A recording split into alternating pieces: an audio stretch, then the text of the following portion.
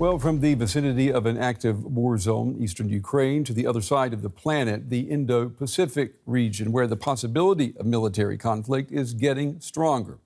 Today, China criticized a plan by Australia to buy at least 3 nuclear-powered submarines from the United States and the UK.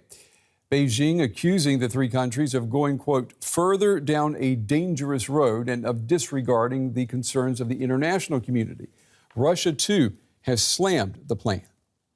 The Anglo-Saxon world, with the creation of structures like AUKUS, and with the advancement of NATO military infrastructure into Asia, is making a serious bet on many years of confrontation. AUKUS will transfer large amounts of weapons-grade, highly enriched uranium from nuclear states to a non-nuclear state. It risks nuclear proliferation and violates the aims of the Non-Proliferation Treaty. Well, the U.S., UK, and Australia unveiled the plans at a meeting of their security alliance, which is known as AUKUS. A warm welcome for the 3 global leaders. They've come together to announce not just a major arms deal, but an historic strategic partnership. The AUKUS agreement we confirm here in San Diego represents the biggest single investment in Australia's defence capability in all of our history. Australia will buy as many as 5 of these nuclear-powered submarines and later build a new one themselves, based on British design with US technology. It's a long-term upgrade that will make Australia a full partner in fielding top-secret US nuclear technology, previously only shared with the UK. Forging this new partnership, we're showing again how democracies can deliver our own security and prosperity, and not just for us, but for the entire world. AUKUS is an attempt to counter growing Chinese military power in the Asia-Pacific region, including Beijing's construction of a sophisticated naval fleet.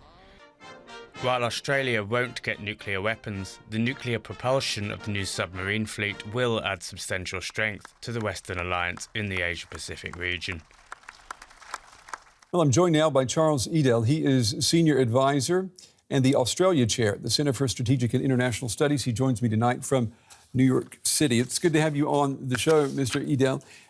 I want to ask you, if China were not this emerging military power that it is, would we even be having this conversation about this nuclear submarine deal?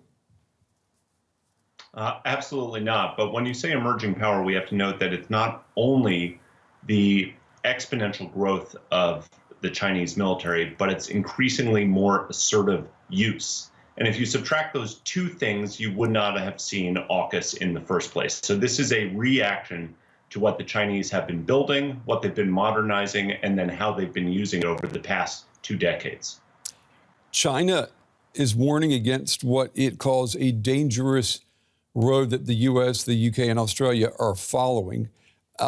But, China is also following a path of increasing armaments, isn't it? Well, it's not following. In fact, in many ways, it's leading.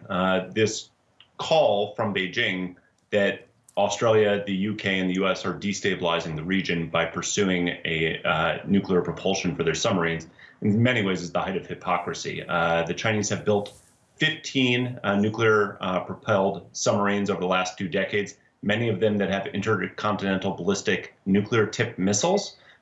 So the fact that China is calling this destabilizing ignores what's the natural, indeed, reaction by many countries here.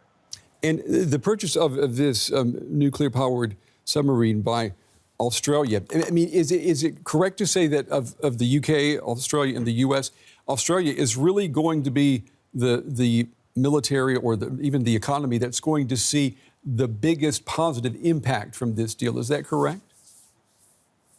Well, I think it's a little too early to say who's going to have the biggest impact, because what we know is there's going to be massive outlays and investments in all 3 countries. The United States has just put forward its own defense budget, and they're increasing defense spending specifically towards submarine building by $2.4 billion. The British announced just yesterday that they are increasing their defense spending by another $6 billion US. And of course, the Australians have an enormous amount of money that they're going to put towards this.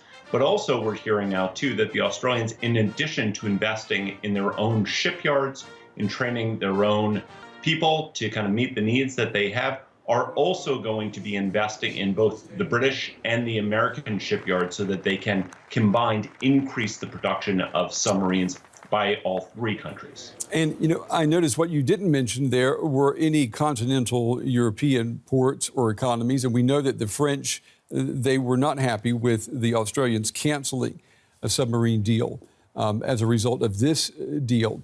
I guess the tensions, the diplomatic problems with that, have they all been ironed out now? And is France, is the EU, is it going to be included in any way in this AUKUS deal? Yeah, you know, two different answers to that question, Brennan. On the one hand, I really do think that the page has turned. And one of the ways that we can note this is that before Prime Minister Rishi Sunak came over to the United States from the UK, he met with Emmanuel Macron. And one of the things that they announced is that together, Britain and France will be working to have a permanent maritime presence in the Indo-Pacific region. That kind of underscores that they've turned the page here on, you know, the hurt feelings that resulted from the cancellation of the French deal. Not to mention the fact that both Macron and Anthony Albanese, the Prime Minister of Australia, have said that that's behind them. They're now facing forward on this. So it does seem that they really kind of turned the picture. Your second question, though, about will France be included? Look, it's a big enough lift for the three countries to figure out how they're going to proceed with AUKUS, but they've left the door open for other countries potentially collaborating down the road on some of the advanced technologies that they're going to be sharing together. Japan has signified its interest, so too has France, so too has New Zealand in the non-nuclear areas of this. So France is certainly a candidate for joining AUKUS as the initiative gets underway. In the last week, we heard from Xi Jinping his call for China to build what he called a Great Wall of Steel, that, of course, being a modern military. We've also heard from the Pentagon, or at least some U.S. generals who have been quoted as saying that they think that war with China is inevitable by the year 2025. And now we have the AUKUS deal making headlines this week. It all seems that the momentum is towards anything but peace. How do you see it? Look, the way that you laid that out sounds very disturbing, and there's no denying that there are increasing tensions. But I think, first of all, we just need to correct a little bit that the general's word is very different from U.S. policy. And what we heard Joe Biden saying yesterday was that this deal is undertaken not to engage in conflict, but to prevent and deter one from breaking out in the first place. The way that the U.S. is thinking about this is, for a long time, China has understood that it has a very permissive security environment. As it's ramped up its military spending, as it's begun to lean on neighboring states, there hasn't really been a response. When you don't have response, the country that's doing this feels like it can keep going. What we're now seeing is an attempt to show to China that there will be consequences and there will be a response. And the whole point of AUKUS is to increase defense capacity so that we get to an easier balance of power in the region and that you actually deter conflict from breaking out in the first place. Charles Edel, it's good to have you on the show tonight. Excellent analysis of what's going on. Thank you. Thanks for having me on.